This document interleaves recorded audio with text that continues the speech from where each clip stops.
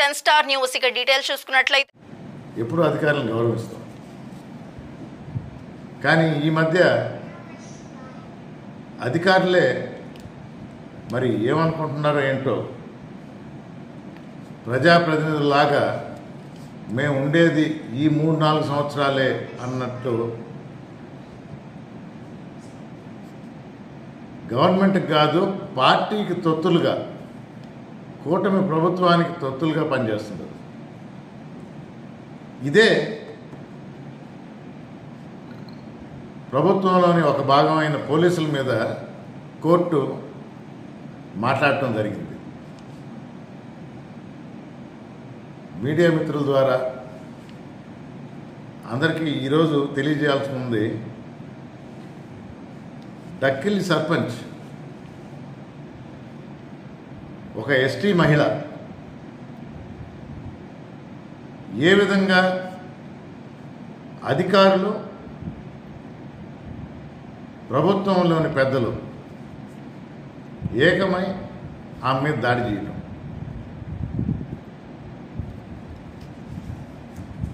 పంచాయతీరాజ్ మంత్రి పవన్ కళ్యాణ్ గారికి కూడా లెటర్ పోయింది. మన తిరుపతి జిల్లా కలెక్టర్ డాక్టర్ వెంకటేష్ గారు లెటర్ ఇవ్వడం జరిగింది. ఉన్న విషయాన్ని తెలియజేశారు. వేమక్క డక్కిలి గ్రామ పంచాయతీ సర్పంచ్ ఉన్న విషయాన్ని తెలియజేశారు. ప్రూఫ్లతో సహా ఇచ్చారు. సర్పంచ్ సంతకం లేకుండా మీటింగ్లు జరగటం కానీ, పనులు జరగటం కానీ, సెక్రటరీ కృష్ణ చైతన్య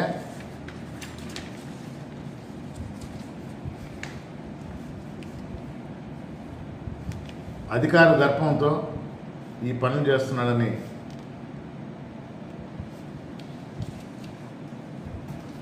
లెటర్ ఇచ్చినప్పుడు కలెక్టర్ గారు వెంటనే స్పందించి దాని మీద ఎంక్వైరీ చేయమని, ఆ రిపోర్ట్ ఇవ్వమని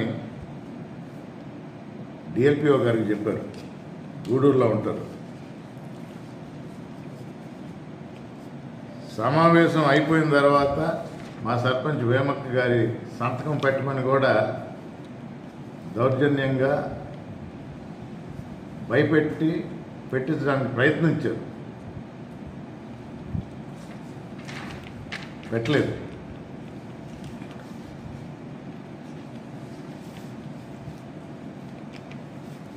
గారు ఒక లెటర్ రాశారు.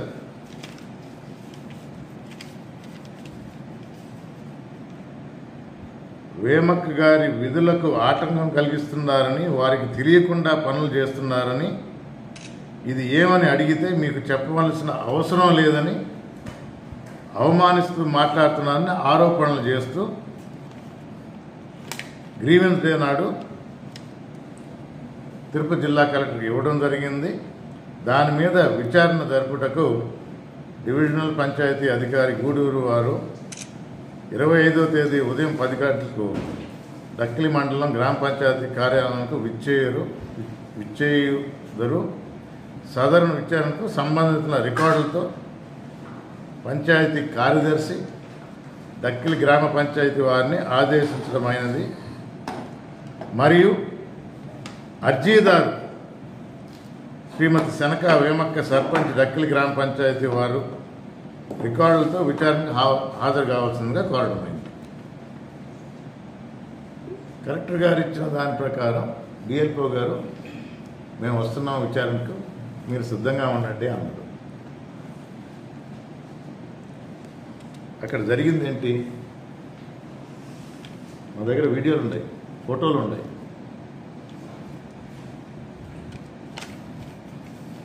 పక్కన పెట్టి తెలుగుదేశం నాయకుల్ని ఎదురుగా కూర్చోబెట్టుకొని విచారణ జరుపుతున్నాడు డిఎల్పిఓ గారు. కావాలంటే మీకు పంపిస్తాం. ఈ ఇద్దరు నాయకులు ఎవరు? అసలు ఆ గ్రామ పంచాయతీకి సంబంధించిన వ్యక్తి ఒకరు కోటేశ్వర రెడ్డి, ఒకరు రామచంద్ర నాయుడు గారు. వీళ్ళిద్దరినీ టేబుల్కి ఎదురుగా కూర్చోబెట్టి ఒక మూల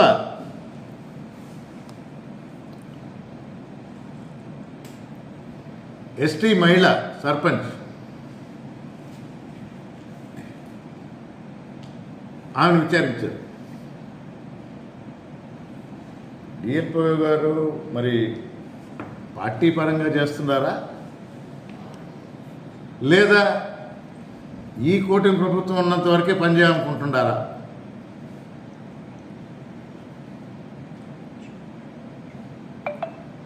మా పార్టీ నాయకుడు అడిగాడు, సార్ ఏంటి అన్యాయం?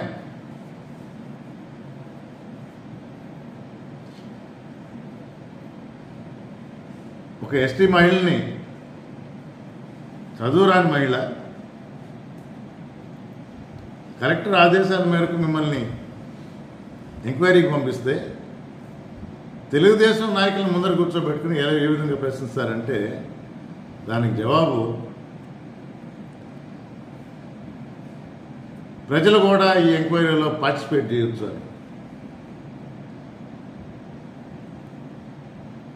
ఏది తెలుగుదేశం నాయకులు టేబుల్ ముందర కూర్చోకుంటే ఒక మూల సర్పంచ్ని పెట్టి ఎంక్వైరీ చేస్తారా? దాన్ని సమర్థించుకుంటారా? నేను మొదటి నుంచి చెప్తూ వచ్చిన అధికారులు మీ మీ విధుల్ని నిర్వర్తించండి. అధికార పార్టీకి కొన్ని పనులు చేయాల్సి వస్తుంది, చేయండి. కానీ ప్రతిపక్షంలో ఉన్న మా నాయకులను కానీ మా ప్రజాప్రతినిధులను కానీ తప్పుడు కేసులు పెట్టినా బెదిరించాలని చూసినా తగిన మూల్యం చెల్లించుకోక తప్పదు. నేరుగా చెప్తున్నా.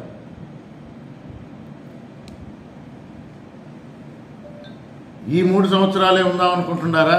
కూటమి ప్రభుత్వం ఎంతవరకు ఉంటుందో అంతవరకే నేను పనిచేస్తాను అనుకుంటారా? అయినా చేయండి. మా నాయకుడు జగన్మోహన్ రెడ్డి గారు క్లియర్గా చెప్పారు, మంచి చేసిన వాళ్ళ పేర్లు నోట్ చేసుకోండి, వ్యతిరేకంగా చేసిన వారి పేరు కూడా నోట్ చేసుకోండి.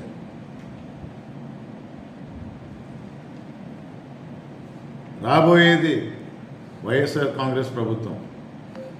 ఎన్నికలు ఎప్పుడు జరిగినా, ఎందుకంటే ప్రజలు ఆల్రెడీ డిసైడ్ చేసేసారు.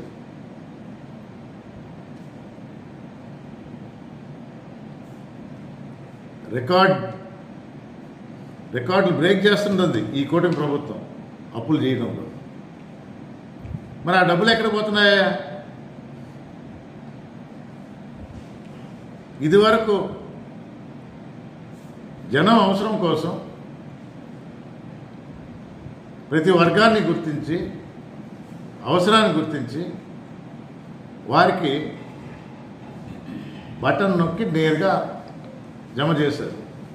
దళారులు లేకుండా, పైసా ఖర్చు లేకుండా, నష్టపోకుండా. బటన్ నొక్కి అకౌంట్లో పట్టడం అంటే అది దాని అర్థం. ఆ రోజు మీరేమన్నారు? మీ డబ్బులే మీకు ఇస్తున్నారు. మరి ఈరోజు ఏమైంది? ఇదివరకన్నా అప్పులు ఎక్కువ చేస్తూ ఉంది ఈ కూటమి ప్రభుత్వం, కానీ పథకాలు మాత్రం అందటం లేదు, ప్రజలకు ఏమీ చేరటం లేదు. రైతులు ఈ ప్రభుత్వాన్ని తిట్టుకోని రైతు లేడు. మిర్చి అయినా, టమాటో అయినా, మన వరి అయినా దిగుబడి తగ్గింది, ధర తగ్గింది.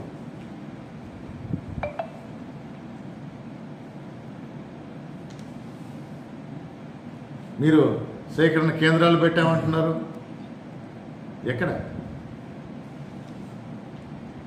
రైతులను అడగండి.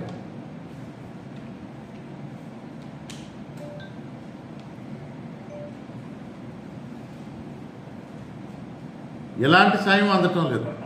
మీరు ఇచ్చిన హామీలు నిలబెట్టుకోలేదు.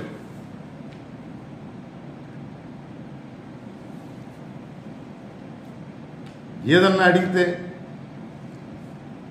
ఆ ప్రభుత్వంలో చేయలేదా, అప్పుడు చేయలేదా?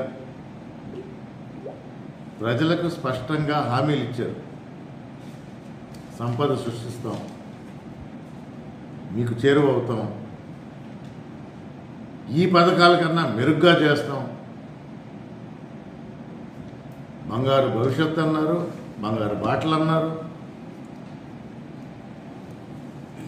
రోడ్డు వేసామంటున్నారు. ఇదివరకు గుంతల రోడ్డు, ఇప్పుడు రోడ్లు వేసామంటున్నారు. 6 నెలల క్రితం మొదలుపెట్టారు. 6 నెలల క్రితం వేసిన రోడ్డు పదండి చూపిస్తా, మళ్ళా గుంటలు పడి ఉంటాయి. అంటే మీ కార్యకర్తల కోసమా, లబ్ధి చేకూరాలని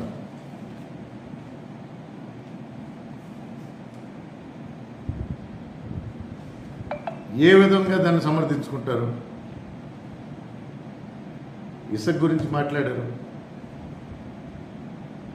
యథేచ్ఛగా లారీలు పోతున్నాయి.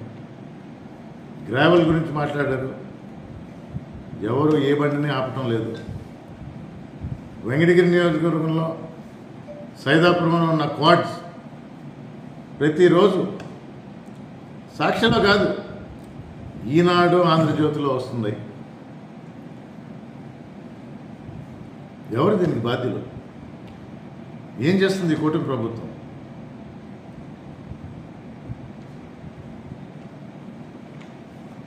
అధికారులకి ఒకటే విన్నపం, మీ నిధులు సరిగా నిర్వర్తించండి, ప్రజలకు అన్యాయం చేయొద్దు. ప్రభుత్వం ఉంది కాబట్టి కొందరికి ఎక్కువ సాయం చేయాలనుకుంటారు, చేయండి. ఇది వరకు కూడా చెప్పాం. మా పార్టీ వాళ్ళు వైఎస్ఆర్ కాంగ్రెస్ పార్టీ నాయకులకు కానీ ప్రజలు కానీ ఎవరిని ఇబ్బంది పెట్టినా మీరు పరిహారం చెల్లించక తప్పదని మరొకసారి తెలియజేస్తూ, ఇది మళ్ళీ కలెక్టర్ దృష్టికి తీసుకుపోతాం. ఒక ఫోటోలే కాదు, వీడియో ప్రూఫ్లు కూడా ఉన్నాయి.